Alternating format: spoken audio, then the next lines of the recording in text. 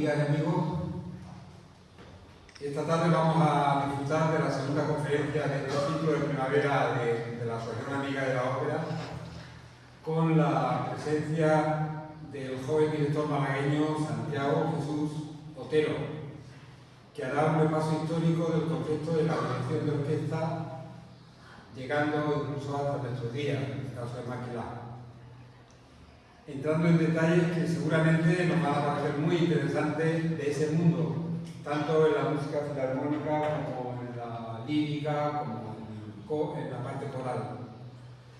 Antes de hacer una breve reseña, muy breve, de nuestro conferenciante, quiero agradecerles primero a todos ustedes que nos acompañen aquí esta tarde, en esta estupenda, preciosa tarde malagueña de primavera. Agradecer, como no, a la Sociedad Económica Amigos del País por su excelente hospitalidad que siempre nos brinda, y a Mayoral en la figura de nuestra socia Elisa Domínguez de Gor por su decidido apoyo a la cultura musical en Málaga. Muchas gracias, Elisa. Mención especial también merece nuestro amigo y socio Javier de las Peñas por permitir el uso de una de sus obras pictóricas como cartel para la difusión de este ciclo. Y cómo no, agradecer a Santiago por su disponibilidad. Santiago es uno de los miembros más destacados de ese grupo de músicos emergentes que tenemos en Málaga, con un gran presente y seguro un mejor futuro. Santiago es malagueño, nace en Málaga, donde cursa sus estudios profesionales de piano, trombón y percusión, todos ellos en el Conservatorio Manuel Cabra, culminándolos todos con notables calificaciones. Tiene, por tanto, una vasta formación instrumental, aunque la dirección orquestal es su núcleo de interés, su centro de interés, y donde se esfuerza por encontrar valores distintivos en la dirección y conseguir la máxima calidad técnica e interpretativa. Parte de su etapa académica la completó con brillantez en el Conservatorio Superior de Música de Sevilla, Manuel Castillo, en la especialidad de canto de coro. Además, formó parte de la Academia de Dirección Orquestal Opus 23 de Madrid, bajo la tutela de Andrés Salado y Miguel Romea. Ha tenido la oportunidad de estudiar y recibir consejos en cuanto al apartado de dirección orquestal de maestros de talla internacional como Pablo Eras Casado, Álvaro Albiar, Miquel Ortega, Karel Marchichon. En el campo de la dirección vocal también ha recibido el consejo de maestros como Basilio Astulet, Marco García de Paz, Osir Stephen Cliobury. En el año 2019, en el 2019, fue seleccionado para formar parte de la prestigiosa pasantía base de la Music Academia de Basilea, siendo alumno del maestro Rodolfo Fischer y del prestigioso docente de dirección de orquesta Johannes Slafi. En el año 20, el Royal Northern College of Music of Manchester lo incluye dentro de su masterclass junto al director del mismo, Mark Heron, para el montaje de la ópera Peter Grimes de Benjamin Britten. Desde 2021 es alumno participante de la masterclass de la Orquesta Nacional de Metz en Francia, bajo la tutela de su titular David Rayland. Ha tenido la oportunidad de dirigir numerosos conjuntos nacionales como internacionales. Ha dirigido, lo último que recuerdo, la Orquesta Filarmónica de Málaga, que la dirigió el pasado 7 de enero en la Gala de Reyes, con una magnífica interpretación de la banda sonora de Peter Pan, basada en el filme de Hogarth. También ha dirigido orquestas internacionales como la Orquesta de la Ópera del Estado de Varna en Bulgaria, la Royal Northern College Manchester Orquesta y la Orquesta de los Altos Estudios del Rin de Estrasburgo. Y durante la última temporada tuvo la oportunidad de debutar con importantes orquestas de Polonia, Portugal, de Bulgaria, Es decir, tiene ya una importante carrera tanto en el plano nacional como internacional. Además, este año ha sido seleccionado por la Paris Mozart Orchestra para ser uno de los asistentes a su masterclass para el periodo 22-24, estamos en el 24 todavía. Es además, y eso lo acabó no hace mucho, la titulación de posgrado de dirección de orquesta por la Academia Superior de Música de Estrasburgo, en Francia, teniendo como mentores a los directores Miquel Echegoncelay y Theodor Gullbauer. En la actual temporada tiene previsto nuevamente debutar con orquestas de Málaga, de Luxemburgo, de Portugal, de México, de Inglaterra, de Estrasburgo, de Polonia. Es decir, tiene prevista una agenda internacional muy interesante. Pero además de todo eso, por su fructífera y incipiente trayectoria artística y su compromiso con la difusión de la música francesa, del gran repertorio francés, y por tanto también de un modo general de la cultura francesa, en el año 23 fue nombrado Caballero de la Orden de las Artes y de las Letras, lo traduzco, por parte del Ministerio de Cultura de la República Francesa, que es, creo, un honor para un joven como Santiago disponer de una acreditación, de un honor de ese tipo de la República Francesa.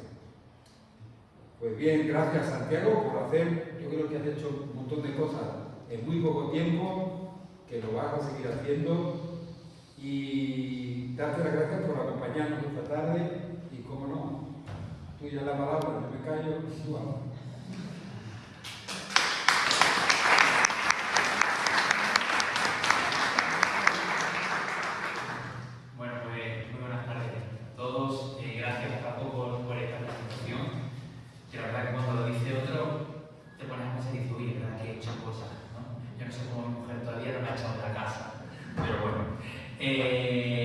Gracias por siempre tu cariño, tu apoyo y por querer contar conmigo,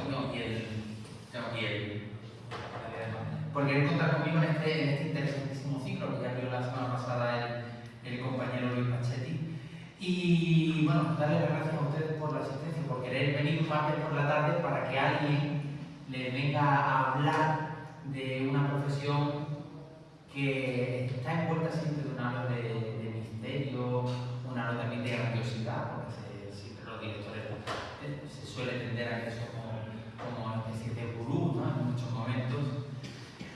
No va a ser una conferencia técnica, voy a hacer un breve recorrido desde el siglo XVIII hasta la actualidad de lo que es la profesión en sí, la profesión de la dirección de orquesta, una profesión que dentro de lo que es todas las especialidades instrumentales o musicales es de las más modernas, porque no se toma la profesión como tal, ya lo veremos, hasta el siglo XX, hasta el final del siglo XIX, inicio del siglo XX, la dirección de orquesta no es como tal reconocida como profesión.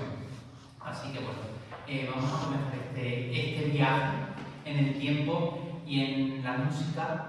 También disculpen, no soy un buen orador, no soy un buen escritor, tampoco soy, creo que medio se me da bien la dirección, pero todavía falta mucho por aprender, así que disculpen si en algún momento pues puedo resultar tenso. Bien, director, ¿qué es el ser director? De orquesta, de banda, de coro, ¿qué es ser un director? La persona que se pone ahí delante, pero ¿qué conlleva eso? ¿Qué es lo que la hace diferente al resto de especialidades musicales, ¿no?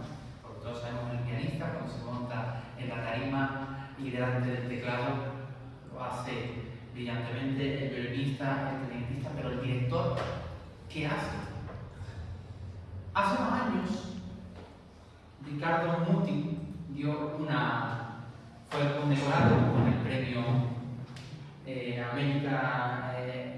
director del año en América en 2008, y en la conferencia de entrega de premios dio una definición que podrían, yo creo que todos ustedes podrían comprarla. Es un vídeo muy corto, son 2 minutos, pero creo que le va a hacer cierta gracia. A few weeks ago, I had a conversation with a policeman.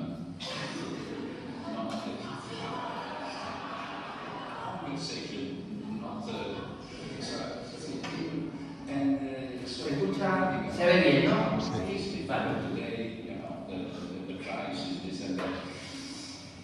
And he said, you know, I have 1,200 euros per month. I have 7 children, this and that. I said, well, you know, don't worry. If you want to change your life, and I want to help you, you know, I want to help you because you are such a nice guy. You come to my house, and in 3 minutes, I will teach you how to become the Symphony of Schubert. He said, what is that? I said, it's not important what is that. He said, and you will earn in 1 evening more than you earn in a year. So I said, how is that? I said, it's the first movement is in 3. That means 1, 2. Don't forget to move the arm on the right part of the song. 1, 2, 3. So you will see if you do this, they will start.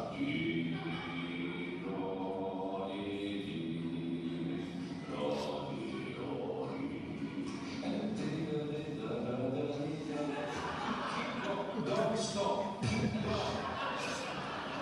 When the orchestra stops, that means that the first movement is over. Then in that moment, you know, the public, you know, sometimes you will hear some delicate cough in the intervals in the house, you know. So that's pianissimo, it's the first movement finished. Then you stop. In that moment, you try to look very inspired. You know, don't look at the orchestra because you can meet some eyes that are looking at you in a very strange way. So just look in the and sometimes the audience is very affected by this. You see, it's thinking about certain things. And I can see that the players are ready because they put the instruments ready. Then you put your hands and do exactly what you did before. Don't forget to move the second. That's okay. Long, do. But let's start the second movement of the symphony. Fortunately, it's only 2 movements. When they stop, you stop. And then you turn, you take your clothes, and then you take the chair. And then this one is about conducting. Bueno, yo creo que es muy curioso ver a Muti así, ¿no? Con esa broma, con ese humor tan socorrido. Pero a priori, eso es lo que hacemos, ¿no? Nos ponemos delante y ya está. Tomamos el cheque y nos vamos. Les voy a desterrar, espero que se vayan muy con esta idea un poco desterrada. ¿Por qué? Porque nosotros, los directores, somos intérpretes. A mí cuando alguien habla, no, yo soy director de orquesta, no. Nosotros somos intérpretes, que de la misma manera que alguien en su momento decidió tomar el piano para mostrar o para hacer música, nosotros lo que intentamos es, durante el estudio analítico y profundo del texto de la partitura, mostrar mi ideal al frente del grupo que sea, orquesta, coro, banda de música, pero de una manera verdaderamente diferente a todos, con un código que no entiende de fronteras, que es la gestualidad de aquí y la gestualidad facial. Estas son nuestras herramientas para descodificar para hacerle ver a todo músico que está ahí delante, para convencerle de que lo que yo hago, de que la manera que yo tengo de entender el texto que grandísimos maestros han hecho a lo largo de la historia, es una cuestión totalmente diferente a lo que hayan podido hacer. Porque cada uno, habrá 200 versiones de la séptima de Beethoven grabadas, cada una es totalmente distinta. Ya veremos por qué. Porque cada uno lo hacemos de una manera distinta. Como digo, mediante el texto, un criterio del tempo, de la dinámica, más fuerte, más piano, articulaciones, más corto, más largo, durante el proceso de ensayo, para llegar a tratar de encontrar en la audición pública el resultado buscado. Eso siempre es una utopía. Siempre durante nuestro proceso de ensayo tenemos un ideal, ¿no? Tenemos esa Ítaca en nuestra mente, al cual a veces, por diferentes motivos, no se suele llegar, pero debemos de consensuar. Vamos a hacer un ejemplo gráfico para que vean el poder del gesto y le voy a pedir vuestra colaboración. Va a ser una cuestión muy sutil. Yo no les voy a decir nada, ¿vale? Únicamente van a cantar, van a decir una O sostenida en el tiempo y cuando yo les dé la entrada y la van a cortar cuando yo haga el gesto de corte, que es muy fácil. Yo no les voy a decir cómo, ¿vale? Van a decir O, bien grande, ¿ok? Algunos hay aquí por la lista, así que, por favor.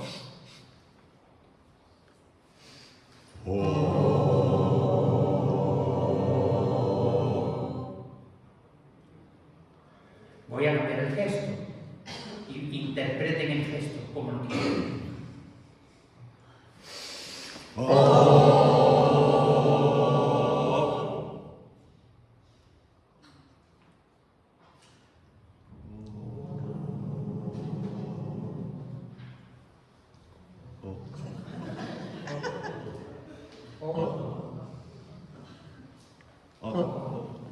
Bien, pues ya he terminado la conferencia. Esto es bien, al final nosotros tenemos esto, pero claro, para llegar a esto, a que hoy en día sea una de las profesiones más reconocidas, a que hoy en día tengamos a muchos directores como verdaderas referencias y mitos, no solo de la música, sino de la cultura global, de la cultura general, porque hoy en día, por ejemplo, Gustavo Dudamel ya no es solamente un director, es un icono, es alguien que trasciende la música y genera opiniones más allá de ella, ¿no? Hemos tenido un proceso muy interesante a lo largo de todos estos siglos atrás. ¿De dónde venimos nosotros? Pues nosotros, nuestra profesión, viene de la Edad Media, de nacimientos, de los maestros de capilla. ¿Quiénes eran los capelmaestros de los maestros de capilla? Tenían una función muy simple o muy compleja. Su única función, ellos vivían, como muchos de ustedes sabrán, solamente y trabajaban solamente en la capilla de la iglesia X, de la catedral X, ocupándose de todo. Cuando digo de todo, es de escribir, de componer, de armar el coro o coros para las funciones pertinentes, de contratar a los músicos, disculpen que con la barba se suena un poco, de contratar a los músicos necesarios para las funciones religiosas determinadas. Es decir, evidentemente todo esto dependía también del dinero que hubiese en la diócesis pertinente para dar. Por ejemplo, ¿les suena un tal Juan de la Encina? Juan de la Encina les suena, ¿verdad? ¿Saben que Juan de la Encina estuvo en la Catedral de Málaga? Juan de la Encina estuvo en la Catedral de Málaga. ¿Les suena un tal Francisco Guerrero? Uno de los tres nombres maravillosos del siglo de oro de la polifonía española, junto a Cristóbal de Morales y Tomás Luis de la Historia. Francisco Guerrero también fue maestro de capilla en la Catedral de Málaga.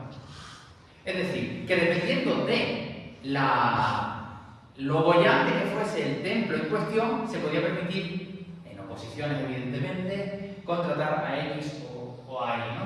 Entonces, al ser la persona que llevaba todo, incluso era muchas veces se ejercía, aunque existía la figura del salmista, el propio maestro de capilla, dependiendo de aquí, era el que se iba, leía el salmo y dirigía también al pueblo. Es decir, era el gran líder, era la figura aglutinador. Christian Thielemann, un director alemán, conocido actualmente por todos, director del Festival de Bayreuth, próximo director además de nuevo del concierto de Año Nuevo. Oiga, Thielemann, él se considera Kapellmeister, no se considera director de orquesta, él es Kapellmeister, porque esta figura ha permanecido durante muchísimos siglos después de que en todo el sur de Europa desapareciera. En Alemania se ha mantenido, en Centro Europa se ha mantenido, y muchos teatros en la actualidad tienen la figura del Kapellmeister, le llaman así Kapellmeister, maestro repetidor, ¿vale? Evidentemente con funciones totalmente distintas, pero es como una reconocer la figura de aquel momento.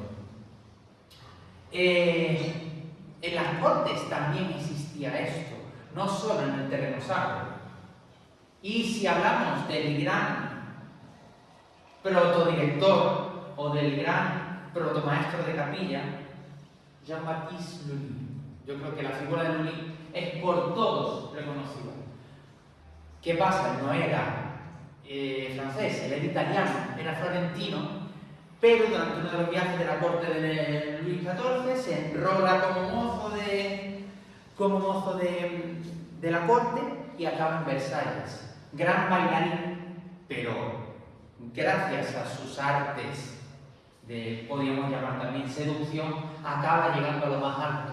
Mantiene una relación muy estrecha con Luis XIV y le da plenos poderes, no solo aspectos musicales. Además, su legado influye en toda la música francesa posterior. Yo creo que si hablamos de barroco francés, nos puede venir a la cabeza Jean-Philippe Rameau y Jean-Baptiste Lully. Creo que son los dos nombres máximos del barroco francés.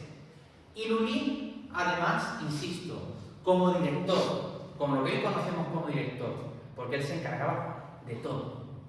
Ahora vamos a ver una escena de una película que se llama Le Roi Danse, el Rey Danza, que la traducción al castellano es Pasión del Rey. No sé, estas traducciones a veces se hacen de las películas, una película del año 2000, en la que se habla de la relación de Luis XIV con Jean-Baptiste Lully.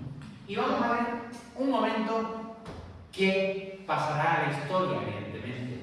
Es una recreación, pero que pasará a la historia del anecdotario de la música. Van a ver por qué.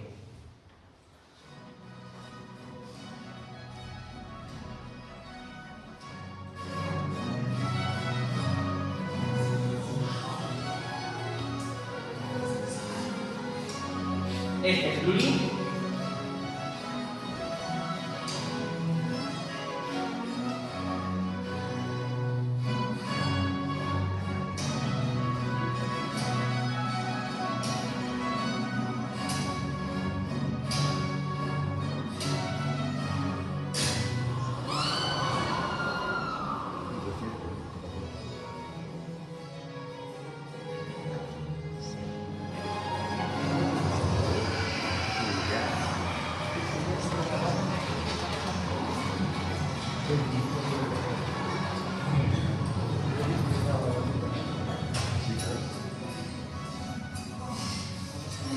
Bueno, ya viene toda la escena en la que le quieren amputar y él dice que no, su pierna, porque era el danzante, su pierna, como se le iban a amputar. ¿Qué pasó con Lully?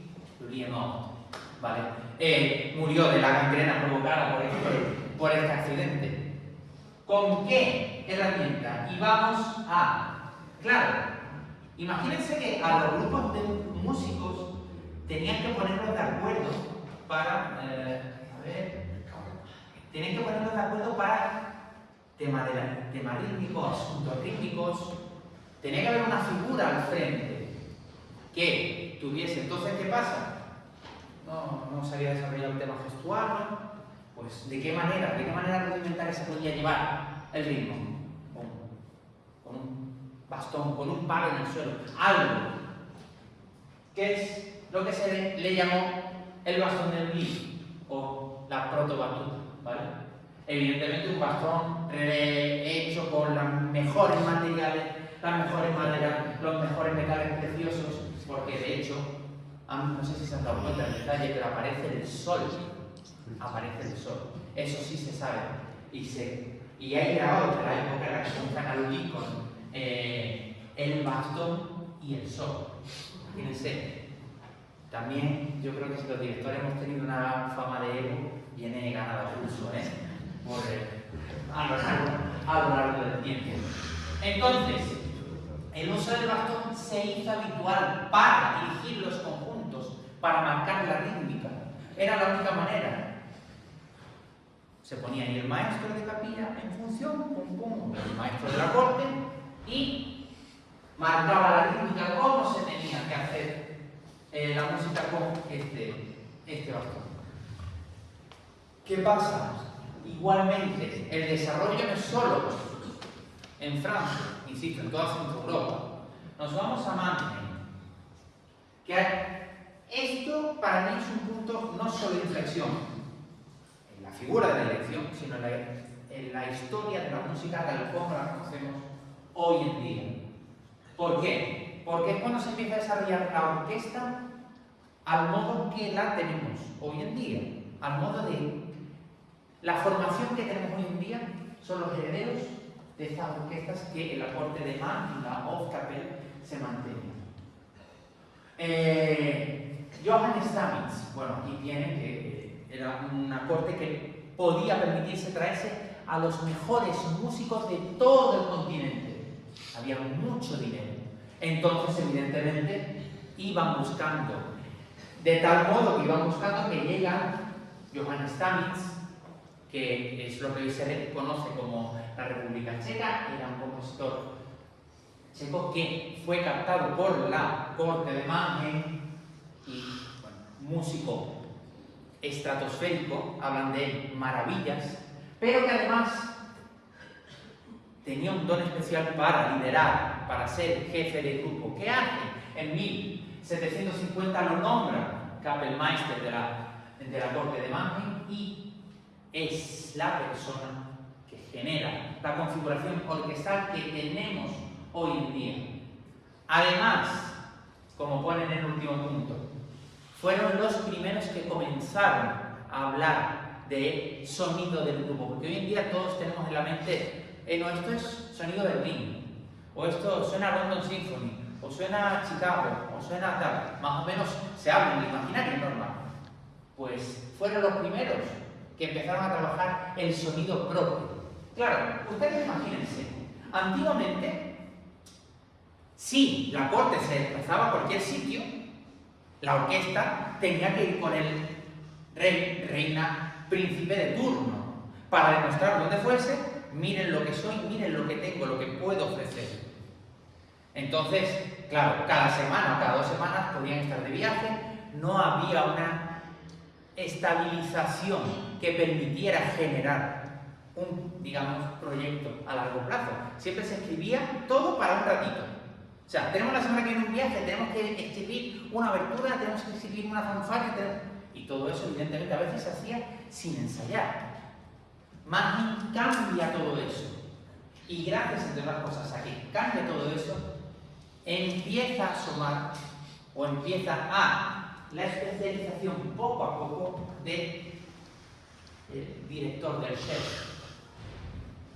Miren, la orquesta barroca que había hasta Mannheim, hasta el año 1753, que es cuando se establece la primera plantilla que tenemos a la derecha, era muy clara. No había Kapellmeister como tal, como movimiento de manos, sino que había alguien al clave, que era el que hacía el continuo y era el que dirigía a todo el mundo. Como hace Barenboim con los conciertos de piano de Beethoven. Más o menos. Pues igual.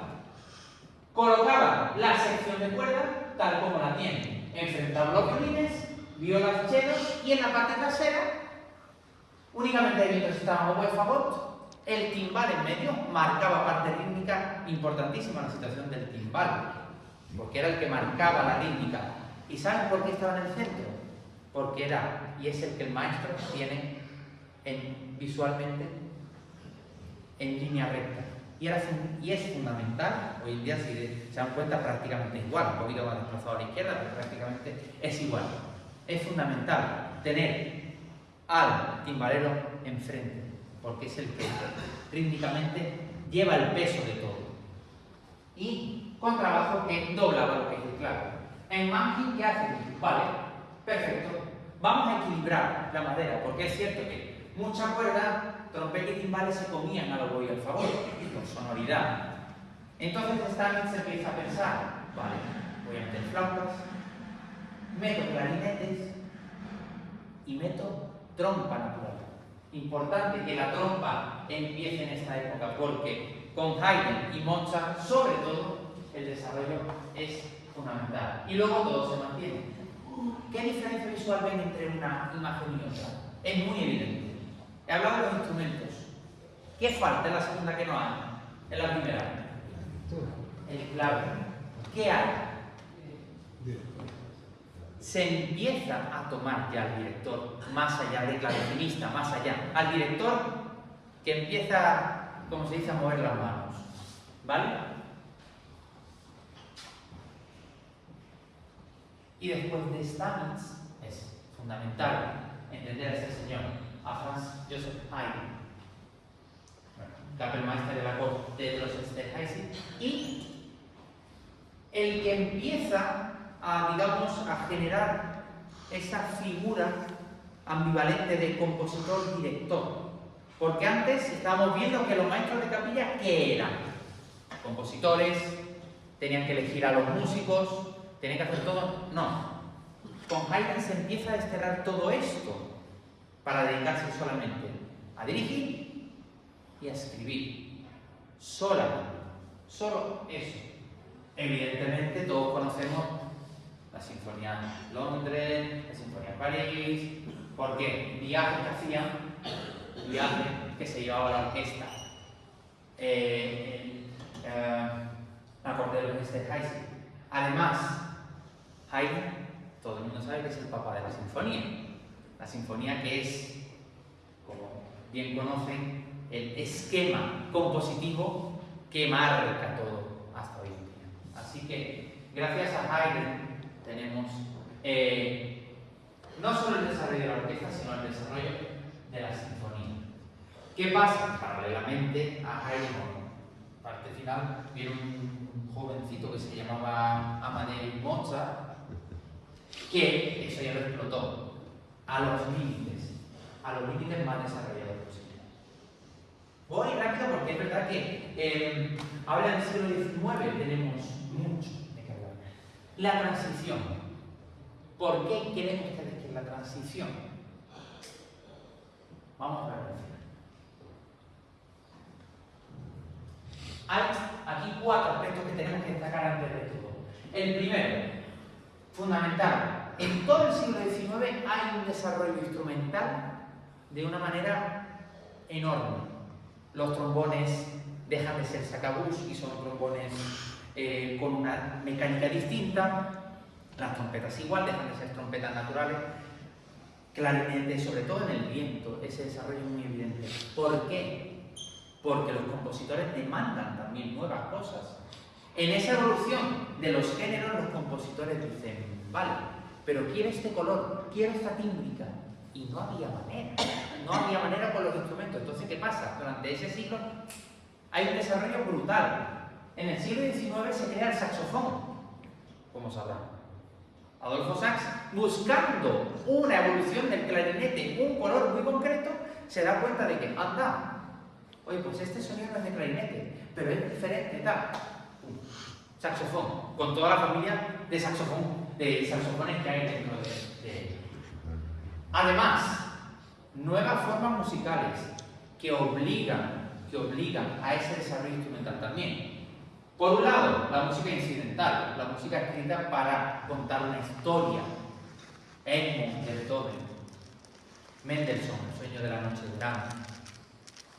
Eso no se había generado antes. No estaba como género como tal. El clímax de la obra, importantísimo. Y aquí sí, me voy a parar 2 minutos. La ópera, hasta entonces, evidentemente, el aspecto escénico no había desarrollado enormemente, pero en el siglo XIX, apogeo del bel canto, nuevas escenas cada vez más potentes. ¿Qué ocurre? Pues que evidentemente eso exige una especialización del maestro de foso, que hasta entonces no había. Porque hasta entonces, prácticamente hasta, incluso Rossini, ¿no? Tiene momentos en los que el concertador, la Cenerentola, por ejemplo, me acuerdo, en la que el mismo clavecinista que está haciendo el recitativo es el propio director. Pero a partir de Verdi todo esto cambia, pero cambia exponencialmente. Exige una figura que esté ahí, y bueno, evidentemente la cúspide es con Wagner y ya todo lo que viene después, ¿no? La música sale de la corte. ¿Qué ocurre al salir de la corte? Hay gente de la calle que tiene acceso y que quiere acceder a la música. Se crean nuevos teatros. Hay mucha demanda de música y de músicos. Entonces, claro, surgen los conservatorios. Un semillero enorme de gente de alta alcurnia, pero también de media y baja clase, que, patrocinado, como todos sabemos, por los mecenas, surge. Y por último, en lo que a la dirección concierne, que es fundamental,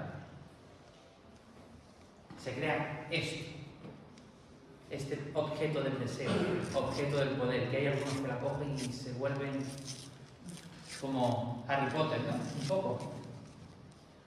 Se crea la batuta. ¿Saben por qué se crea la batuta? Gracias a la ópera.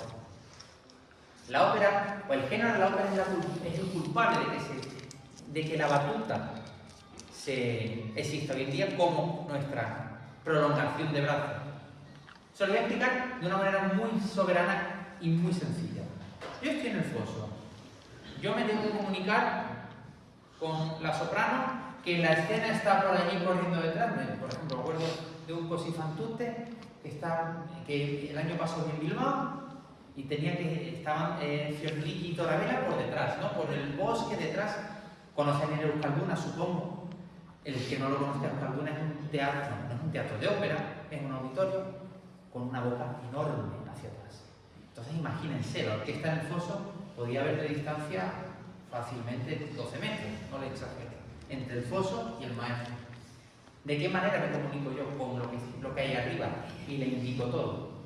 Necesitaban algo, el bastón no servía, rompía la inercia rompe el clímax.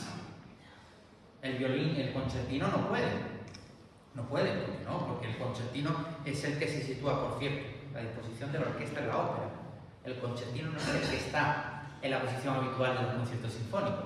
El concertino está sentado en la silla de al lado. ¿Por qué? Porque es la posición que más visualidad tiene el resto de la orquesta de foso para poder verlo. Si está aquí, hay mucha de la gente que con la estrechez del foso y lo que ocupa el maestro no lo ve. Por tanto, el concertino, cuando vayan a ver Manon, ahora sí, que seguro que irán al Cervantes o cualquier otra ópera, pero digo Manon porque es la orquesta que conocemos. Miren en el foso y verán que la concertino, Mario o Nico, que son los que suelen estar aquí de concertinos, se sientan en la segunda silla, porque es donde tienen la visibilidad, todo el mundo los puede ver mejor. Eso es una anécdota. Pero bueno, como les decía, esto se crea gracias a la necesidad de que la ópera, la comunicación, foso, escena, sea totalmente limpia. Evidentemente después ya con el desarrollo sinfónico, pues bien, no voy a hacer mal el 6 como el otro día, si no es con esto, es imposible. Bueno, hay gente que lo hace, pero bueno, yo digo sin batuta, a mí no me gusta la batuta, yo. Pero bueno, insisto, muy personal todo. Figura director-compositor, insisto, ya solamente director-compositor, ya no capellmaestro, ya compositor-director. De todo. ¿Han visto ustedes la película Amado Inmortal? Si no, mírenla, se la recomiendo. No por lo que pueda, no por la historia, porque es una historia muy edulcorada, pasa como con todas las películas que se hacen de maestros o de grandes figuras de la música, ¿no? Muchas veces, como ahora ha pasado con las películas de Bernstein, ¿no? De maestro, ¿no? Cuenta más de lo que es la vida que lo que se desvirtúa un poco la figura. Pero bueno, es interesante por ver cómo funcionaba la orquesta entonces. Y Beethoven se ve que está continuamente dirigiendo o componiendo, aparte con un carácter de 3 características. ¿Qué pasa? Estamos en el siglo XIX, como digo, se abre los músicos tienen que hacer música, los compositores tienen que hacer música muchas veces para gente amateur, porque la corte ya cada vez hay menos posibilidad de tener músicos. Y los músicos que están en conservatorio son el músico que te toca en la taberna de enfrente el violín, el tal y cual. Entonces, imaginaos, no tiene la orquesta la profesionalidad de ahora. Por cierto, lo voy a pasar para que veáis, por si no habéis tenido ninguna nunca en la mano. Veáis que es muy divertido, da mucho poder. Al menos por un momento. Bueno, entonces, ¿qué pasa? Bueno, pues Beethoven era un director, precisamente por eso, con gesto brusco. Hay crónicas, como vamos a leer ahora, que hablan de un excesivo temperamento, totalmente discorde con la música que sonaba, que además se le suma, todos sabemos qué le pasó a Beethoven, ¿no? Una persona que con 27 años empieza a quedarse sordo, tiene un problema bastante grande. No escucha, no termina. ¿Sabe la anécdota que le pasó con la novena, no? Se ve la película. Dicen que cuando termina de dirigir la novena, en el estreno que la dirige él, le tienen que decir los músicos maestros, no se la vuelve, no escuchaba nada. Eso también habla de la genialidad del músico, de ser capaz de hacer o de dirigir esa monumentalidad sin oír apenas. No tenía una técnica, no había una técnica rudimentaria. Y para eso nos vamos a una crítica de Ludwig Spohr de 1814, hablando sobre la serie. Se la leo por si no venía al final. Dice: Beethoven se había acostumbrado a indicar la expresión para la orquesta por medio de todo tipo de movimientos corporales, incluso los más singulares. Me hubiese gustado estar allí para ver qué hacía Beethoven. Nosotros también, hoy en día, es verdad que muchas veces se usan para conciertos didácticos y tal, bueno, una serie de movimientos, pero insisto, es dentro de un contexto totalmente diferente. En un concierto al uso, me hubiese gustado ver esto. Siempre como el esforzando, él tendía de par en par los brazos, que antes había cruzado sobre el pecho con gran vehemencia. En los pasajes piano, él se iba agachando cada vez más según el grado de suavidad que deseaba. Si entonces había un crescendo, él volvía a subir gradualmente y en el forte saltaba en el aire. A veces también, inconscientemente, gritaba para dar énfasis al forte. Evidentemente, esto se debía a la cuestión de su sordera.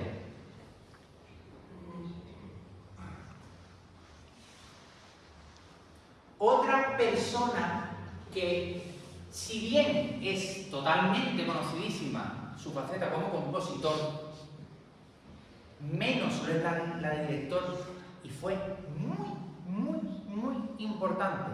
No sé si están de acuerdo conmigo que Mendelssohn es uno de los grandes olvidados, junto a Schumann, Schubert, del sinfonismo del XIX. Ese es mi criterio personal. Yo me considero, tampoco puedo ser objetivo porque es mi compositor fetiche.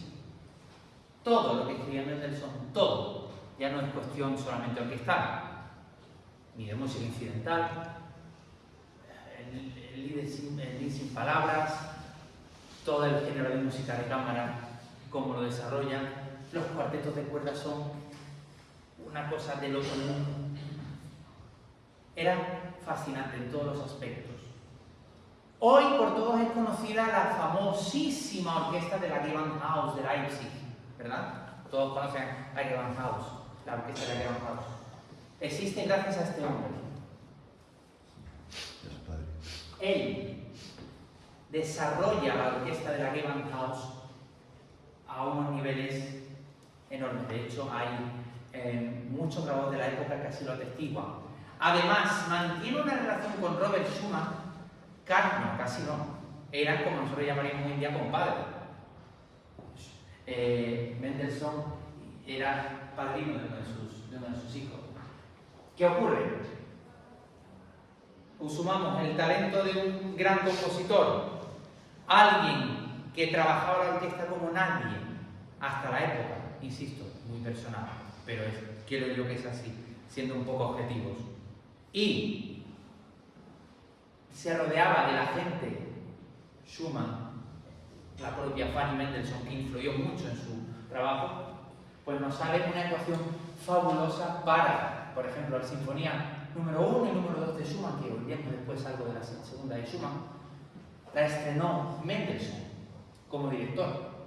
La estrenó Mendelssohn. Me hubiese gustado ver ese proceso de ensayo de Schumann hablando con Mendelssohn de cómo debía de trabajar las sinfonías. Eso es una cosa excepcional.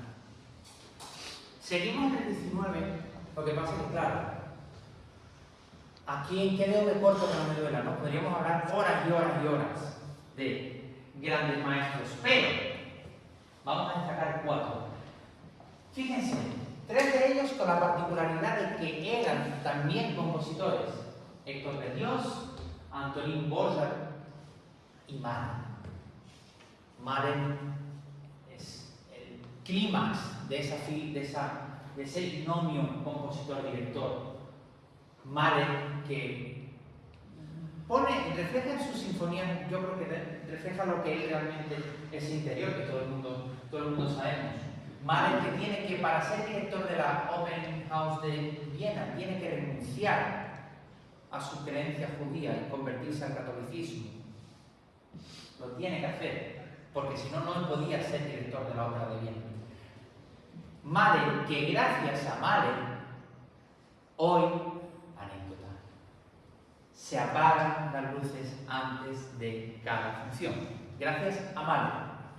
Por una cuestión, el ir a la orquesta, el ir a la ópera, el ir a un concierto sinfónico, ¿qué era? Bueno, en cierto modo hoy en día también, ¿qué es? Un acto social. Es un acto social. En la época, los palcos, había auténticas bacanales de comida, auténticos negocios, y lo que no importaba menos lo que había en la escena. Mahler exigió que cuando fue director de la Ópera de Viena, que desde la primera función que él dirigió, todas las luces durante la representación se tenían que apagar. Y no me dejó atrás Hans von Bülow. ¿Por qué me lo dejó el último? Porque si miran ustedes todos los libros de historia, y en cierto modo es así, de historia de la música, es el primer director como tal. Es el primer director que rompe esa disociación y se dedica exclusivamente a dirigir. Bueno, no exclusivamente. Conocen el idilio de Sigfrido de Wagner, ¿no? ¿Sabe la historia del estreno del idilio de Sigfrido de Wagner?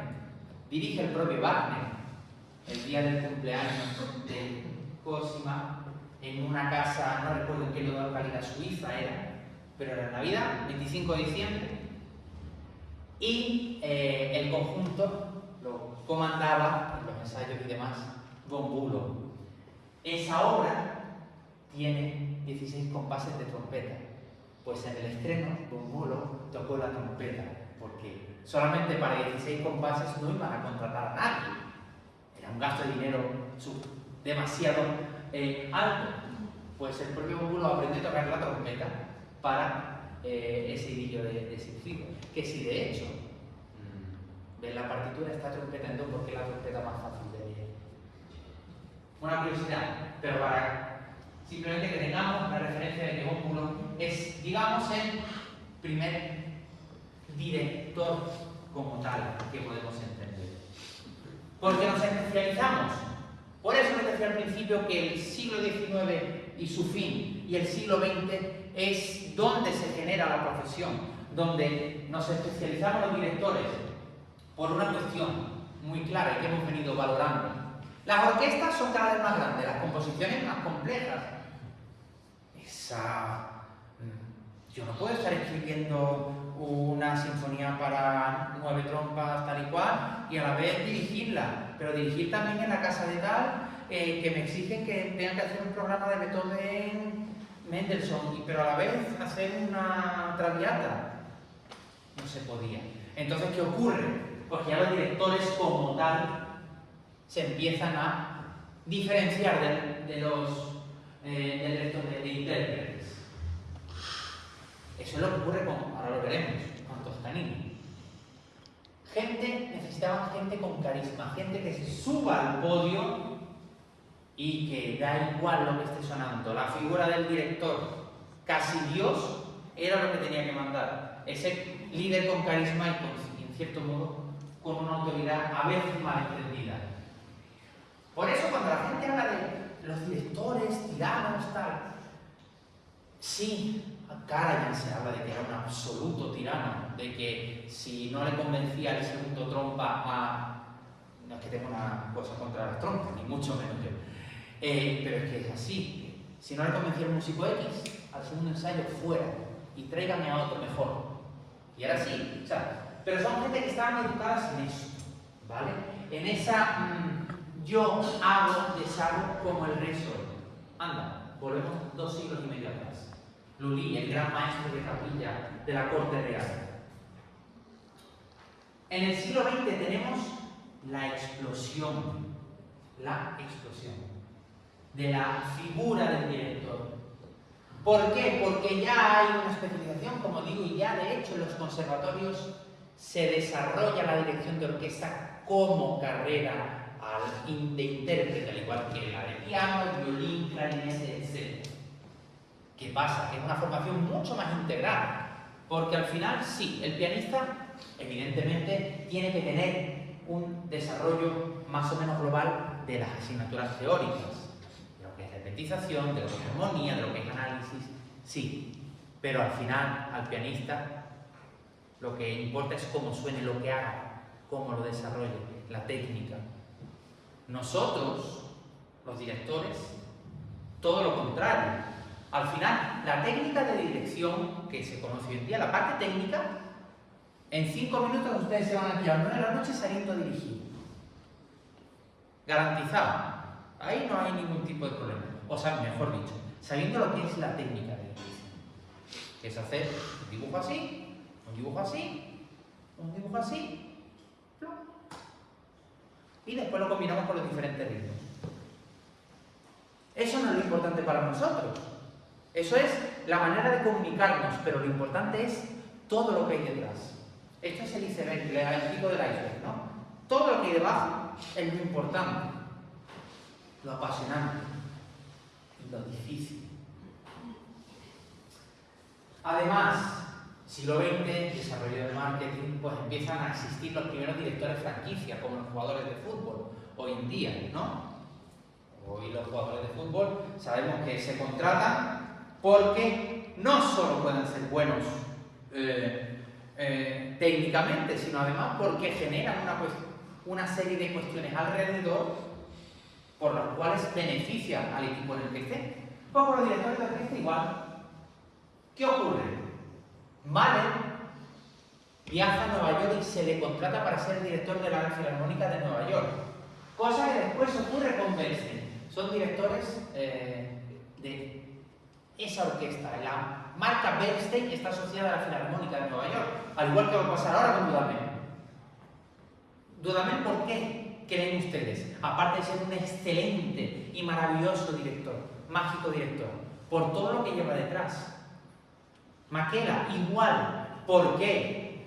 Un chico con 26 años que en 4 años ha pasado de dirigir la Filarmónica de Oslo a ser titular en 2 años de las 2 de las 5 grandes orquestas mundiales. Chicago, para sustituir nada más y nada menos que a Muti y Concertgebouw, Amsterdam. ¿Por qué? Por todo lo que hay detrás, por ese fenómeno que ahora después de hablaré de él, ¿no?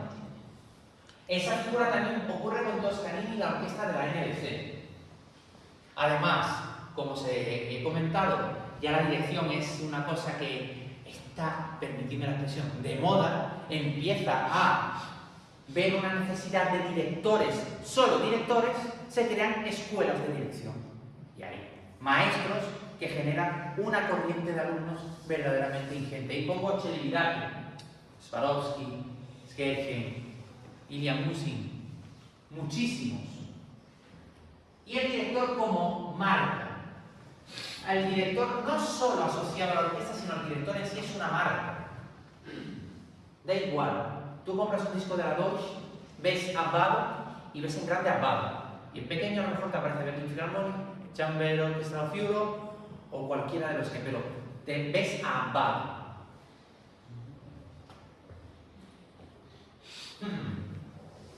Y también aquí se plantea una cuestión en el siglo XX. ¿Qué es mejor? ¿O quién sabe más? ¿O cuál de los dos directores es mejor considerado? ¿El director sinfónico o el director de foso? No sé, ¿qué me dirían ustedes? ¿Cuál creen que es más completo? ¿Cuál tiene mayor reconocimiento? ¿El de foso o el sinfónico? Sinfónica. ¿Sinfónico? Sí, yo creo que estamos de acuerdo que hoy en día los grandes directores son más reconocidos los sinfónicos. Y los directores de foso, pues no están tan, a priori no están. Evidentemente, hay maestros que sí tienen esa vertiente. Pero me van a permitir que lea una cita de Fugangler que habla precisamente sobre esto, sobre esta corriente que ya en los años 40, 50 se hablaba. Le preguntaban a Fugangler, ¿existen grandes diferencias de opinión entre los distintos intérpretes? Por ejemplo, entre los directores de orquesta, de ópera, de foso y los sinfónicos, sobre el grado de dificultad e incluso sobre el valor artístico, que es lo verdaderamente diferenciador del trabajo. Le dicen, ¿cuál es su opinión como director, tanto que trabaja en conciertos como en la ópera? Dice, sé muy bien que los directores de conciertos menosprecian al teatro por su dejadez, porque dicen, bueno, como aquí viene un director cada semana porque tenemos 2 montajes a la semana, tienen que ir rápido. No hacen arte, un arte completo. Su falta de atención al detalle, falta de precisión. Los directores de orquesta de foso, por otro lado, tienden a considerar a los directores sinfónicos de vanidosos y charlatanes y piensan que el trabajo de aquellos es esencialmente más fácil que el suyo, porque en los conciertos el aparato con el que tienen que trabajar es mucho más simple. Ahí le doy la razón. Tú llegas al concierto, te suben, la orquesta. Vete al foso. Tienes que controlar escena, cantantes, salidas, tienes, evidentemente, el director de ópera, a mi juicio, es mucho más completo. Al final, después de una disquisición que mantiene Fugangler, acaba resumiendo en esto. Hace falta una gran versatilidad y conocimiento de ambos géneros, del sinfónico y del operístico, para dominar en la misma medida las dos. Porque un director de ópera no solo tiene que conocer a la orquesta, dirige la abertura, fantástico, no, tiene que saber de canto, tiene que saber cantar, tiene que ser un gran acompañante. Por eso la figura del maestro repetidor es tan usada como director en los teatros de ópera, porque un buen repetidor, un buen maestro que acompaña a los cantantes, es un buen director. Es extrapolar del piano lo que hace al trabajo conjunto con la orquesta y con la escena, por supuesto. Evidentemente, eso todavía sigue siendo un gran dilema. También ocurre que hay directores que quieren hacer el paso de uno a otro, y no voy a dar nombres, pero seguro que se nos vienen algunos a la cabeza, y el paso es muy fallido. Tanto de abajo arriba como de arriba abajo. Normalmente más fallido de arriba a abajo. También se los comento. Normalmente más fallido de arriba a abajo. Porque, lo hemos comentado, de un aparato tan grande como es el foso, vienes de un aparato muy chiquitito que tú haces así y te puedes ir que la orquesta va a acabar sonando sola. Entiendan lo que les quiero decir. Pues esa versatilidad es muy necesaria. Voy rápido. Aparte, ahora aquí con Toscanini es una cosa muy divertida. Miren, con Toscanini es de esos casos de que estaba en el sitio adecuado, en la hora adecuada, en el momento adecuado. Durante una gira en Brasil, el director de la compañía de ópera se pone malo, enferma. Él era un grandísimo virtuoso del cello, pero además obstinado en el conocimiento de las óperas, obstinado, pianista, trabajaba muchísimo. Cuentan las crónicas que durante esa travesía de Italia a Brasil amenizaba la compañía con todas las óperas al piano. Ocurre que se tiene que poner a dirigir a ella. De ahí al estrellato. Evidentemente, trabajó con Puccini, mano a mano. Entonces, creo yo que esta persona, algo del género, no solo sabía, sino que tenía fuentes fidedignas de que debían de hacerse las cosas como los maestros lo interpretaban, y por eso se consideran muchas de sus versiones referenciales. Ahora, ¿qué ocurre? Que la manera de tratar al músico, por eso lo pongo aquí, disciplina, jerarquía y respeto impuesto a base de formas, en ocasiones, muy poco correctas. Hoy en día, muchas de esas formas, como van a ver ahora, acabarían en un noticiario seguro. Miren lo que durante un ensayo se encarga de decir a los músicos. Lo que se escucha bien. Tiene la traducción en inglés, pero muchos de los exabruptos son así. Son en italiano, lo van a entender fácilmente. Una grabación de un ensayo de audio de Toscanini. Con trabajos.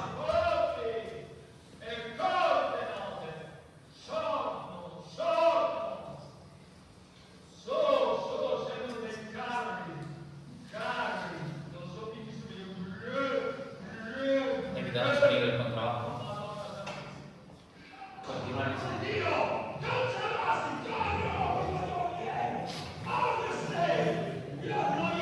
No tienes orejas, no tienes ojos, por el amor de Dios. Y se escuchan los golpes, no sé a quién, pero...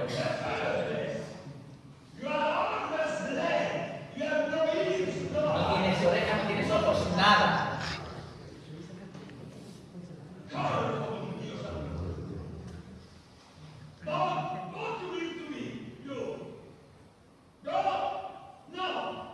Todavía no ha ido a lo gordo, ¿eh? Cabeza de burro.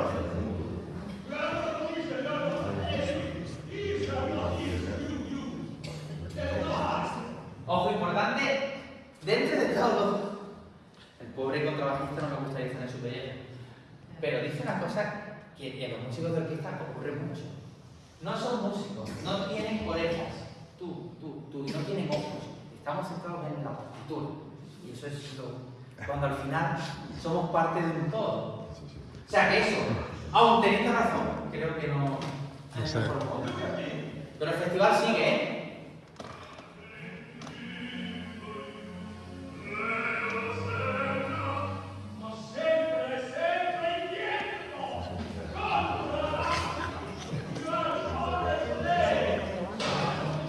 Siempre más tarde, siempre por el lugar, ¿eh? Estás solo.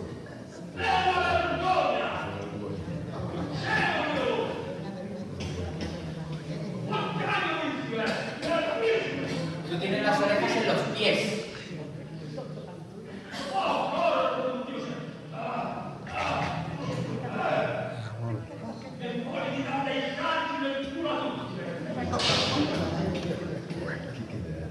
Le da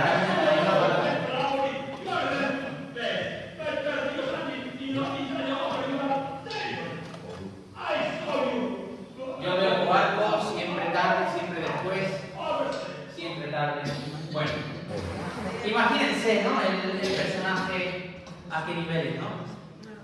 Entonces, claro, por eso digo que este tipo, estamos hablando de los años 30, más o menos 40, evidentemente las formas han cambiado, pero que era un habitual en la época que se tratase. Lo que pasa es que todo esto cambia. Hay una película muy genial de Federico Fellini del año 79 que se llama Prova d'Orchestra, ensayo. de orquesta, en la que habla o reproduce maravillosamente la relación de director y orquesta. Apúntensela en YouTube. Seguimos con otro gran nombre del siglo XX, Celibidache. O sea, no se puede entender no solo la dirección, sino la música de hoy en día sin el paso de Celibidache. ¿Por qué? Bueno, aparte de crear una escuela de directores amplísima, de hecho aquí en España tenemos un grandísimo maestro, discípulo suyo, como es Enrique García Asensio, y después otros tantos, el maestro Octavio Calella, también estudió con él. Él, sobre todo, lo maravilloso de Celibidache es que tenía una libertad interpretativa que, por ejemplo, si oyen grabaciones de ciertas sinfonías suyas, que son muy raras porque Celibidache tenía un concepto de la obra de arte, que él hablaba de que no le gustaban las grabaciones porque no era una fiel traducción, porque no estaba la esencia del momento, del lugar, de la energía que se creaba en ese espacio. Celibidache fue muy importante por eso. Hay algunas versiones de Bruckner de Celibidache que pueden pensar, son muy tediosas por la lentitud, pero era por la relación que generaba, o que él, durante el estudio previo, lo que le he dicho antes, del texto, entendía que debía de crear en la audiencia. Vamos a ver de Celibidache, de las pocas registros que hay de su trabajo, vamos a ver un ensayo de 2 minutos de la novena de Beethoven. Atentos al tempo y sobre todo atentos porque habla o empieza a hablar de conceptos, porque al final, miren, el director lo que menos tiene que hacer es hablar. O sea, en eso estoy de acuerdo con lo que dicen los maestros antiguos de ópera, ¿no? Que el director sinfónico es un charlatán. Sí, el director lo que menos tiene que hacer es hablar, porque al final, ¿de qué sirve que yo haga esto? O que haga este gesto así o tal. El director lo que menos tiene que hacer es hablar. Pero a veces es muy necesario, porque no todo llega con el gesto. Y Celibidache era uno de los que cuando paraba para hablar, era porque tenía que decir algo muy importante. Tenemos mucho para trabajar.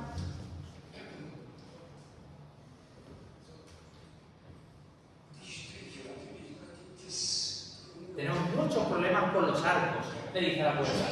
He visto el material y no estoy de acuerdo con todos. Yo tengo algunas sugerencias para darles a ustedes.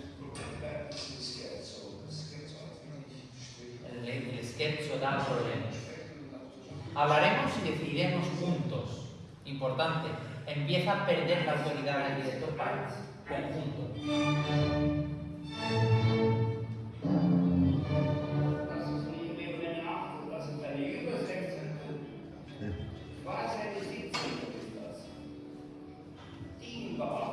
Voy a poner no, 10 minutos, voy a poner un poco.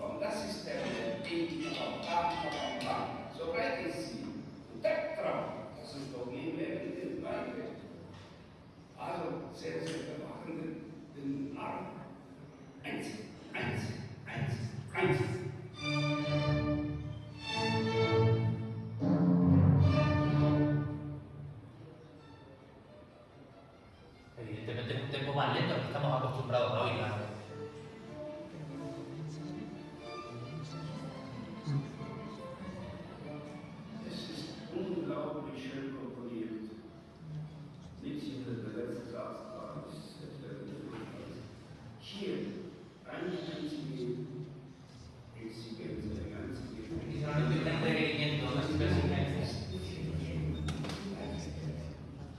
Si no, damos las 4 primeras barras y después nos hacen un piano concreto.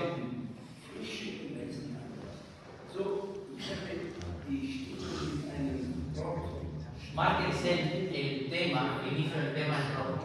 En fin, al final, Celibidache lo que trataba era de convencer. ¿Qué es lo que tenemos que hacer los directores? Convencer, no imponer de por qué tenemos y queremos hacer la música así. Porque es una interpretación muy subjetiva. Porque estos músicos de la Filarmónica de Múnich, que es la orquesta que estaba dirigiendo y la que fue, además, titular Celibidache, ¿cuántas veces nos habrán tocado la novena? Por eso les hablaba antes, las versiones, muchísimas que pueda haber. Pero yo como director, cuando me suba ahí, tengo que proponer algo que sea lo suficientemente interesante como para que el músico durante la semana de ensayo se sienta no solo atraído, sino piense que lo que estamos haciendo es algo más que tocar un instrumento o que sonar juntos. Estamos haciendo algo más que leer una partitura. Estamos haciendo una cuestión que sobrepasa los límites de lo natural, permitidme la expresión, que va a lo más profundo de cada ser humano. Y el que empezó a entender esto genialmente era Celibidache. Por eso es una figura tan necesaria. Y pese a que tuvo muchos detractores, pese a que no fue bien considerado, pese a que toda su vida llevó la enorme pena de no haber dirigido a la Filarmónica de Berlín porque él era en la posguerra el director que los músicos eligieron para ser, pero por circunstancias sobrevenidas saben que fue Karajan, y él vivió toda esa vida con esa amargura. Bueno, entonces, insisto, Celibidache, por favor, no olvidarlo. Y ya nos falta otro, Para mí el top one. O sea, habrá muchos maestros buenos, geniales, que tienen mucho que decir. Pero a día de hoy, insisto, y para mí, y eso es lo maravilloso de la música, que es un arte tan subjetivo que digamos lo que digamos cada uno, con un buen argumento, es válido. Pero para mí, no hay ni ha habido nadie como Kleiber, como el gran, el genial Carlos Kleiber. Ese director que en los últimos años de su vida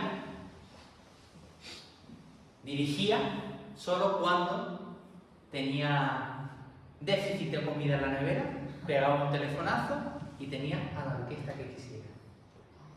Eso es así, Él lo dijo en una entrevista, que cuando veo que se me va a acabar el no sé qué de la nevera, una manera muy llamativa de decirlo, llamo, levanto el teléfono y tenía la orquesta que quisiera. Evidentemente, Kleiber no fue muy prolífico en un gran repertorio, pero porque al final lo pongo en cursiva, a lo natural. Cuanto menos artificios haya en la música y en lo que el discurso que se dé es mejor. De hecho, como ahora hay un día para todo en esta sociedad que tenemos, también tiene que haber un día del director de orquesta. Y si instituyó el 13 de julio, los 13 de junio de 2014, que fue cuando se instituyó, por ser el aniversario del fallecimiento de Kleiber. Imaginaos lo que para nosotros, y de hecho ustedes le preguntan a cualquier maestro, y estoy convencido que en su top 3, Kleiber está. Para mí, la mejor, insisto, y muy personal, la mejor versión de la séptima de Beethoven que se ha grabado, la hizo Kleiber con Concertgebouw. De hecho está en YouTube, la pueden disfrutar. Concertgebouw de Amsterdam. Un concierto en el cual dirigió la cuarta y la séptima.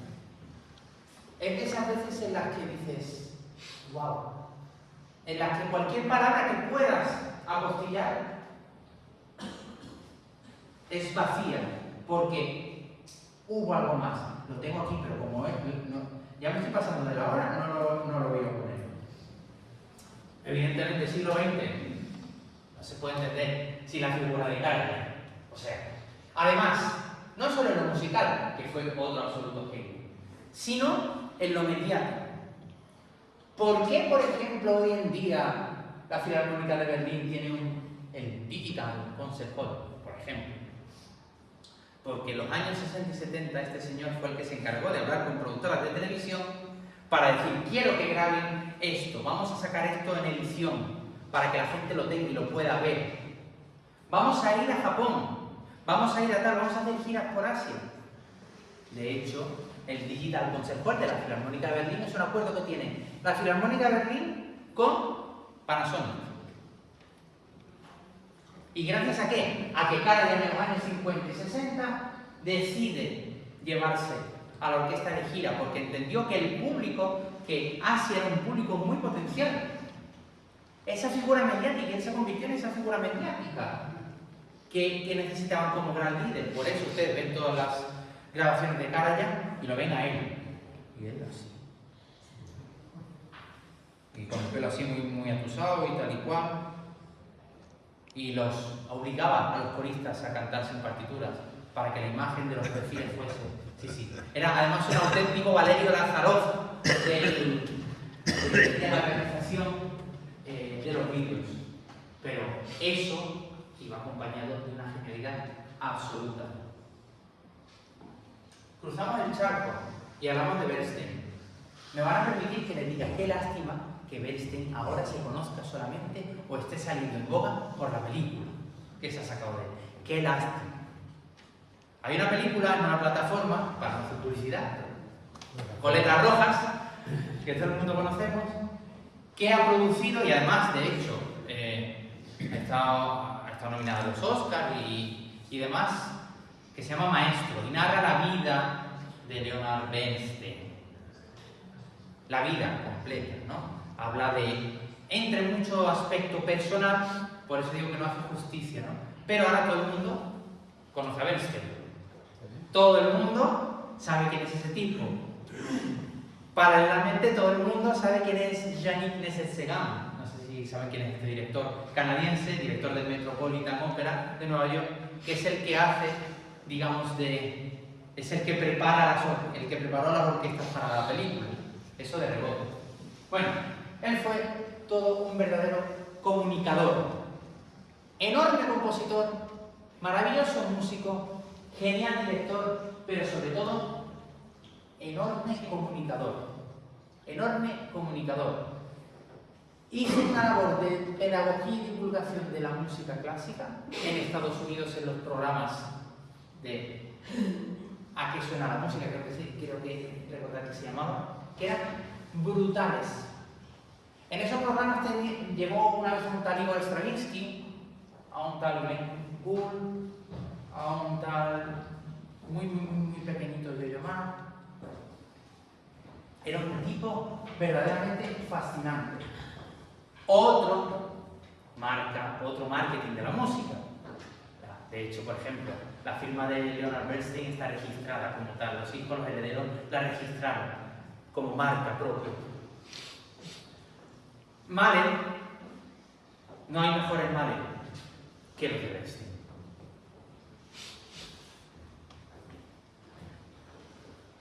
Abad, que hablar de esta. Este es mi segundo favorito, ¿vale? Está Kleiber y Abad. Esa mano izquierda hacía maravillas, auténticas maravillas. Y fue el que de otra manera, pero decía lo mismo que Toscanini. Al final lo importante en una orquesta, y si lo extrapolamos a la sociedad, es que nos escuchemos todos y que vayamos en busca de un bien común. Eso es lo que, de hecho, si se meten en cualquier plataforma, YouTube y en otras, pueden encontrar ensayos de Abbado, y Abbado solamente paraba para decir, por favor, escuchen a tal, por favor, escuchen a tal, escuchen a tal. Era lo que trabajaba Abbado.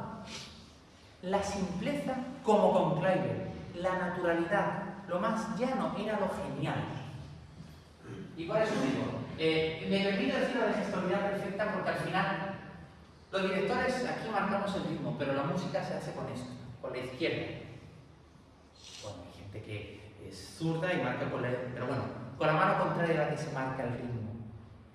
Y la mano izquierda de Abbado hacía magia. Yo he escuchado a músicos en conversación dirigidos por Abbado y haber tenido la posibilidad, bueno, de los maestros con los que he trabajado del bueno, no he visto jamás a nadie hacer música como hacia abajo con la mano izquierda. Y pueden buscar cualquier versión, que eso es. Y ya, por ejemplo, en la foto se ve abajo después de la enfermedad que tuvo. Creo que de hecho, esta foto me parece que es en el Festival de Lucerna, cuando hace segunda de ballet con los Fenómenos Tierra. Quiero recordar. Este tipo, Simon Rattle, sucesor de Abbado en la Filarmónica de Berlín, Abbado a su vez sucesor de Karajan. Bueno, energía pura, fuego. Los Beethoven de Rattle están a la par de los de Kleiber, muy expresivos, pero también importante esa vertiente de líder, de ir más allá de la música con la orquesta y ser un auténtico fenómeno de masas. Ese pelo blanco dirigiendo a los Philharmonic, eso yo creo que es icónico. Y bueno, menudo tres, pero claro, es que cuál ponía, ¿no? Pierre Boulez, en otro estilo, en otra manera mucho más cartesiana, en un concepto de la música mucho más minimalista, mucho más del sonido por el sonido, y lo que vale es esto por encima de cualquier otra cosa, que por cierto, el año que viene, si este año tenemos año Fauré, año Bruckner, el año que viene prepárese para el año Boulez, porque es el centenario del nacimiento de Pierre Boulez. Bueno, de hecho ya el otro día se presentó la programación de la Orquesta Nacional de Francia, de la Orquesta de Radio France también, y evidentemente el ciclo dedicado a Pierre Boulez. Daniel Barenboim, otro que tal baila, y Ricardo Monti. Todos, insisto, ya siendo directores líder, directores marca, directores brand. Hoy no, esto no, perdón. Me he pasado para adelante. ¿Qué ocurre? Pues ya entramos en el 21, en la nueva era. Ya el director, olvídense del tirano, y es el director, el inspirador, como he dicho antes, el gurú, el que mueve las almas. Esa es la concepción que se tiene. De un modo, al final, muy básico, mediante la empatía, porque yo cuando trabajo con orquestas, yo me pongo delante de 50, 60 músicos, cada uno con sus circunstancias vitales. Uno ha llegado tarde al ensayo porque ha tenido que dejar al hijo en el colegio, otro porque la mujer se le ha roto el coche y ha tenido que llevarla. Cada uno tiene. Y si tiene un tío que a las 9 de la mañana, un lunes, o a las 10, perdón, te está diciendo, bla, bla, bla, sabes que no va a funcionar nunca eso. Cuestión de psicología. Pues al final, hoy en día, además del conocimiento musical y del conocimiento de la técnica del director, el director psicólogo, el director, el que, a ver, porque los músicos huelen al director. No se pueden hacer ustedes una idea de cómo cogen al director. Son capaces de, a los 5 minutos, saber hacerte una radiografía completa y de saber si la semana va a ser buena, va a ser mala, se van a aburrir, van a empezar al tercer ensayo, porque eso pasa. Porque están acostumbrados a trabajar cada semana con un maestro distinto. No van a saber cómo funciona cada uno.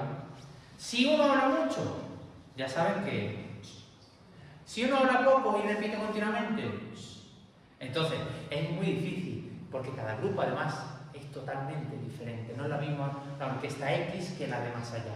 No es. Entonces es muy difícil, si voy con una actitud autoritaria o verdaderamente dura, de comandar eso. Entonces por eso, desde la empatía, pues los maestros ganan mucho.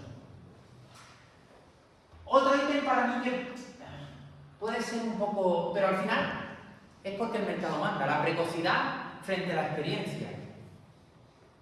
Vale, terminaremos con Mekela. Chico, como he dicho antes, 28 años y ya ha dirigido todo lo que quería dirigir. O sea, con 28 años ha dirigido todas las orquestas del mundo. Titular de dos de las mejores. Casos, Tarmo, otro finlandés, es que el nombre de los finlandeses me van a perdonar, pero es Tarmo Pelotskiotal, un director que también ha sido nombrado director de otra orquesta francesa con 22 años titular, que también viene al Festival de Granada, por cierto, al igual que Mekela. También para ponerte delante de un grupo así tienes que tener una madurez vital, entiendo yo, muy importante para ello. Versatilidad contra el estatismo estilístico, importante. Hoy se buscan, o las orquestas quieren directores que no estén encasillados en una época, en un estilo concreto, no. Yo quiero que si a lo mejor tú vienes, me puedas hacer un Stravinsky, me puedas hacer un Haydn, me puedas hacer un Mahler. Necesitas eso, a la velocidad que va todo, porque evidentemente se buscan perfiles muy concretos, muy determinados, dependiendo de qué orquestas. Pero hay veces en los que no, en los que te tienes que resolver con un programa totalmente diferente a lo que tú haces y tienes que estar preparado para ello. Entonces, por eso, el estar abierto a todos los estilos y conocer todo para un director es necesario. Por eso es tan difícil esta carrera. Imagen de la música se insiste en ser icono social, ser imagen de publicidad, porque ya los directores son imágenes de marcas. Lo van a ver ahora. De modo de vida, las redes sociales son hoy en día el campo de batalla. Aquí tenemos dos directores. El de la izquierda, Lorenzo Viotti, director suizo, hijo de un maestro también, Lorenzo Viotti, que falleció precisamente en mitad de una representación de Gariana, creo recordar, falleció en el podio. Marca de una gran firma de lujo. A la derecha, un jovencísimo Dudamel. Marca.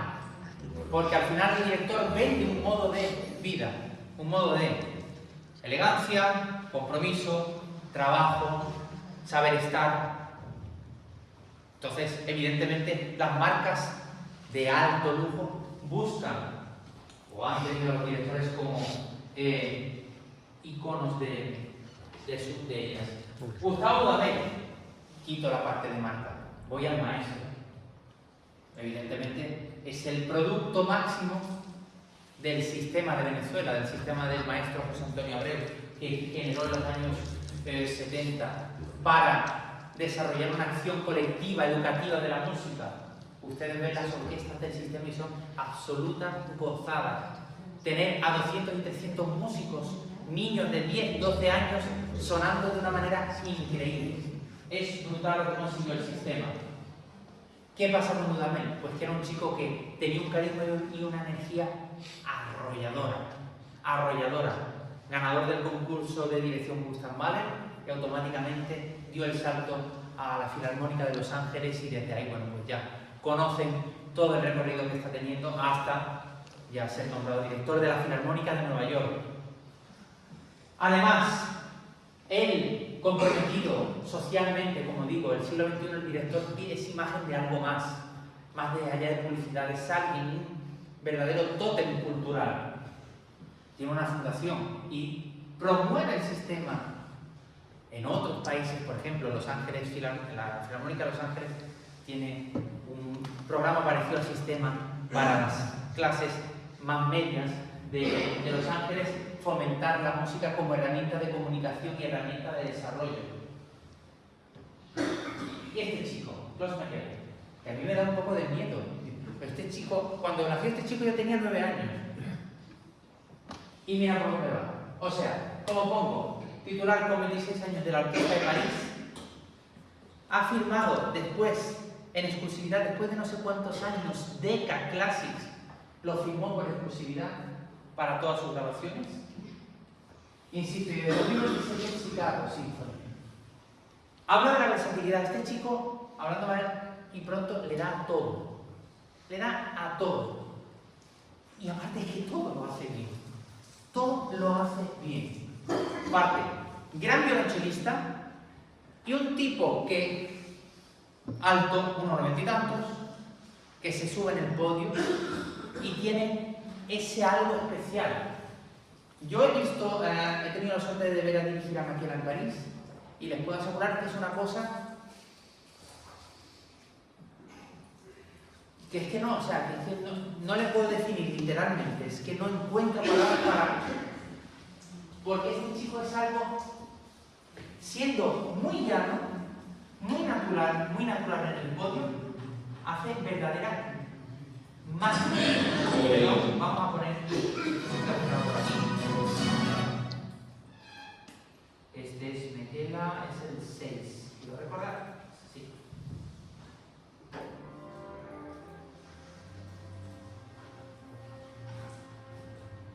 Filarmónica de Oslo, segunda versión. que no hay artificio, que no hay gran cosa y que lo importante es la música. No va con partitura, él va a la música.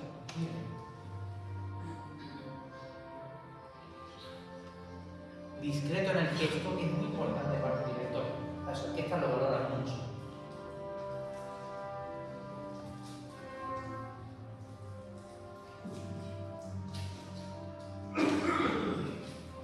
Vamos a ver un poco la introducción y ya.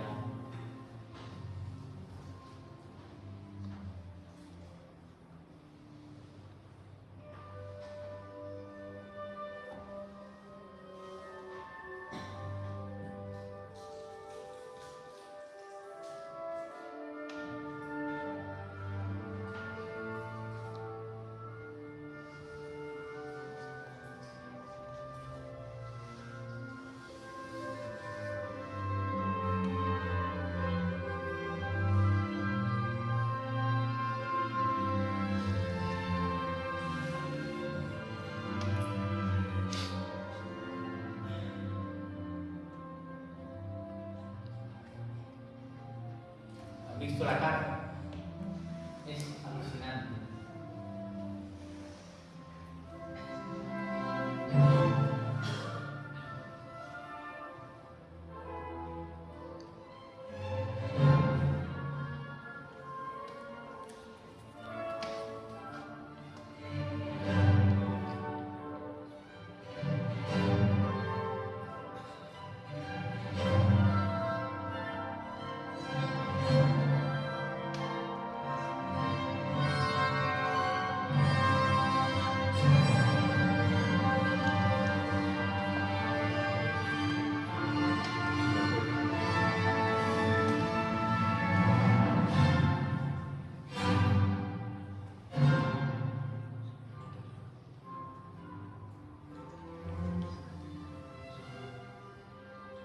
Bueno, les dejo. Por cierto, esta sinfonía, abro paréntesis, la estrenó Mendelssohn.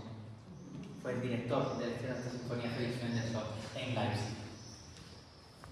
Volviendo a lo anterior. Entonces, pero más allá de todo eso, esa habilidad que tiene Makela, ustedes oyen unas entrevistas a Makela y no tienen la impresión de que es un chico de 26 años. O sea, es una madurez fuera de lo común. Aparte, un tipo elegante, bien plantado, pues evidentemente es un gancho perfecto para las marcas y para todo esa mercadotecnia, que insisto, es muy superficial, pero que toma esos modelos de elegancia, de saber estar, porque la sociedad, los directores de orquesta nos tienen en un estrato pues como magos casi alquimistas, ¿no? Entonces, bueno, pues eso yo creo que vende mucho. ¿Y hacia dónde vamos? ¿Dónde creen ustedes que vamos? Es la última. Para mí, la consistencia en un mundo digitalizado, vamos a tener que los directores vivir a caballo entre lo que hacemos en el podio y el trabajo fuera del podio. Hoy en día, si no estás en redes, no eres nada. Nada de nada. De hecho, muchas, bueno, no solo directores, sino también instrumentistas, cantantes y otros perfiles, se plantan mucho por la imagen y por lo que tal. Y conozco casos de orquestas llamar a X director porque tiene no sé cuántos seguidores en Instagram. Conozco casos. Y a lo mejor no es un gran maestro o maestra, pero como tiene X y es mediático, pues se llama. Porque también las orquestas evidentemente buscan el hecho de llegar a más gente. Pues si me traigo a fulanito, pues a este lo engancho mejor.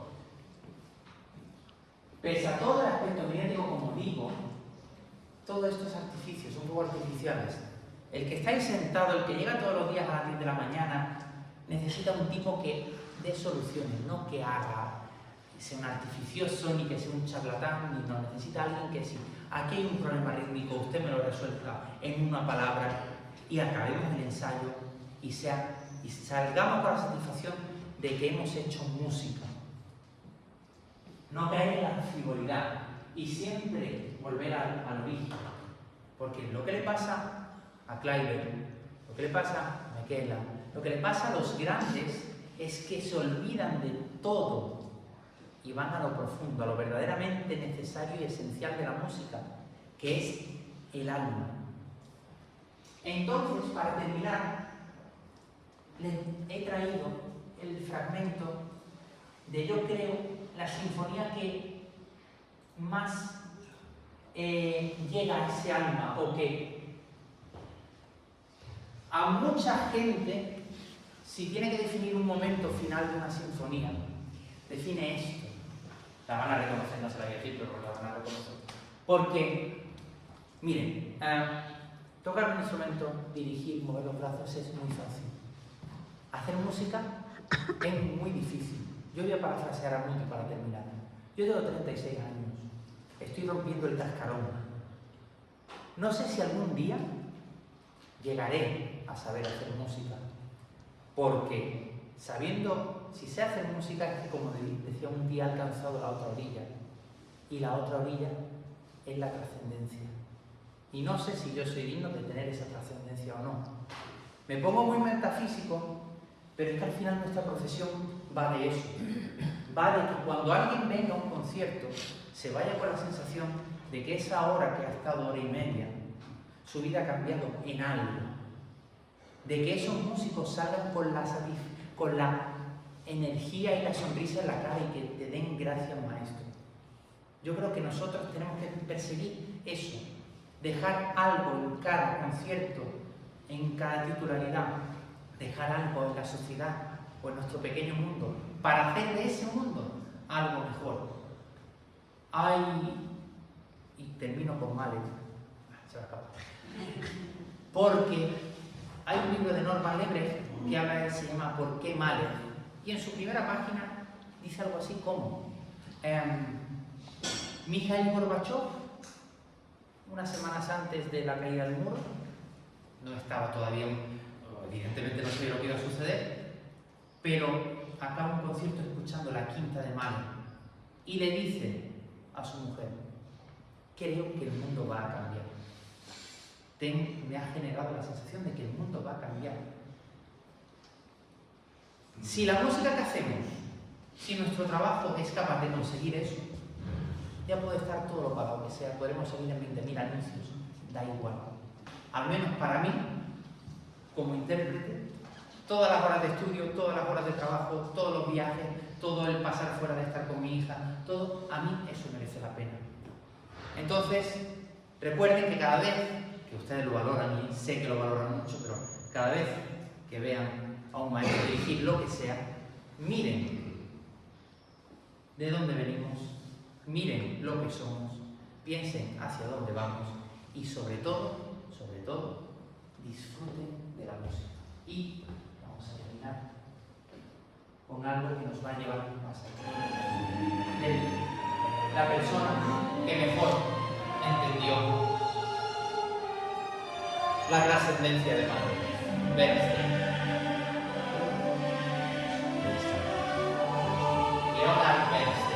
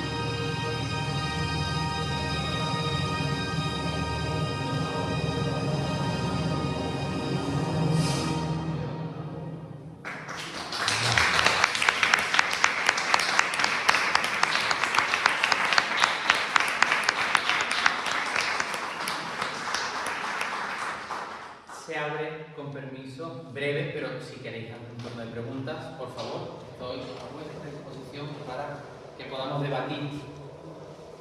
Sí, sí. Una o dos. Así que, si alguien quiere preguntar, Un cortito. sí, cortito que... Muchas gracias por esta magnífica conferencia. Yo quería hacerte una pregunta que yo creo que yo tengo una opinión, a ver si Sí. coincido con la tuya. En esta profesión, en todas como con la edad, cuando van cumpliendo años, los directores llegan a ser muy mayores dirigiendo, pero no pierden facultades o en general sí. Es decir, su carrera acaba bajando, como en los cantantes, por ejemplo, de ópera que se mantienen hasta muy mayores. Yo te diría que no. O sea, bajo mi humilde criterio es que no, porque al final estamos hablando de que la dirección de orquesta, más allá de todos los conocimientos, es una cuestión muy racional, muy filosófica, si la queremos extrapolar un poco más, ¿no? Entonces, yo soy de los que piensa de cuanto más madurez, más conocimiento, es mucho mejor. Hay, por ejemplo, maravillosas versiones de los Chilviraki últimos, de Karajan último, de Bernstein último, de sus últimos años de vida, que son auténticas maravillas. ¿Pero por qué? Por todo ese pozo de experiencia también vital, recogida. Porque, por ejemplo, voy a ser muy banal, yo no puedo dirigir ahora una séptima de todo, igual que dentro de 20 años, porque mi circunstancia será totalmente distinta y mi modo de acercarme a la obra, aunque la conozca, es totalmente diferente. Eso es como cuando, algo muy banal, yo me fui de casa de mis padres para casarme. Evidentemente mi relación es igual, pero él se ve de otra manera, yo me afronto a ellos de otra manera. Pues yo creo que es un poco igual, ¿no? Evidentemente, el conocimiento y la experiencia es plus para generar, para mi juicio, una mejor interpretación de las cosas, pero claro, luego hay los grandes talentos como este, que este chico con 25 años ya hace cosas que son referenciales, entonces, bueno, pues son los menos. Pero es curioso pensar que en casi ninguna otra profesión sucede, ¿no? Efectivamente. Y dentro de la música, o sea, ni los pianistas, los cantantes, como bien has comentado, violinistas, todo, por una cuestión también física, técnica, física, pero nosotros, como no es algo físico, sino es algo más, tú ves ahora Swing Metal, el pobre que cada vez se mueve menos, pero da igual, hace auténticas maravillas, haciendo nada apenas, ¿no? Entonces, yo pienso, estoy de acuerdo contigo en esa pregunta. ¿Alguna más?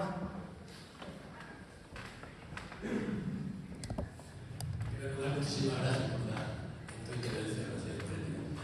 Una pregunta. Yo no sé muy bien cómo ponerlo, pero siento una gran confusión ante la que lo escucho, me parece excepcional, lo han puesto también me parece increíble, pero no sé ante quién estamos, no sé, una persona con 29 años, 30 edades, me gustaría conocer ante quién estamos, qué es lo que puede significar Maquena en nuestro tiempo, en nuestras circunstancias. Estamos ante un marketing, estamos ante mucho más, simplemente un comentario. Evidentemente hay una cuestión de generar una atracción hacia nuevos públicos a la hora de contratarlo. Evidentemente no es lo mismo para un público joven tener a alguien joven con el cual se pueden sentir cercanos en edad, en gustos. De hecho, tú ves, por ejemplo, las fotos de Maquena que se ponen en redes sociales y tal, y es un tipo pues que va vestido con deportiva, es un tipo tal, alguien mundano. Es como desmitificar esa figura de la dirección. Evidentemente intuyo que tendrá un muy buen equipo de marketing detrás. Ahora, en cuanto a música, yo creo que va a ser una persona que va a marcar, va a ser punto de inflexión. Estoy convencido, de aquí a X años. Porque esa precocidad no ha sido sobrevenida, sino que la música es muy, ¿cómo se dice? Muy chivata, permitidme la expresión. Y aunque tú tengas 25 años, si haces algo que llega, lo haces. Por ejemplo, otro ejemplo de precocidad, pero que es incluso más joven, ¿no? Pero que es brutal. Esta violinista española que tenemos, tan maravillosa, granadina, María Dueña. Es una chica que lleva años haciendo cosas y que no tiene más de 22, 23 años, pero que la escuchas de sonar y dices tú, bueno, esa pregunta, ¿de quién estoy?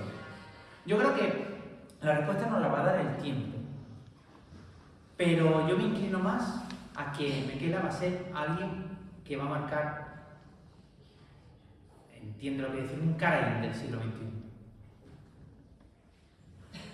Para mí. Y aparte, insisto, lo he podido ver en directo y es una cosa... Sí. Si tenéis la posibilidad de poder verlo, os lo recomiendo. De verdad. Bueno, pues creo que tenemos que marcharnos. Gracias por la asistencia. Gracias.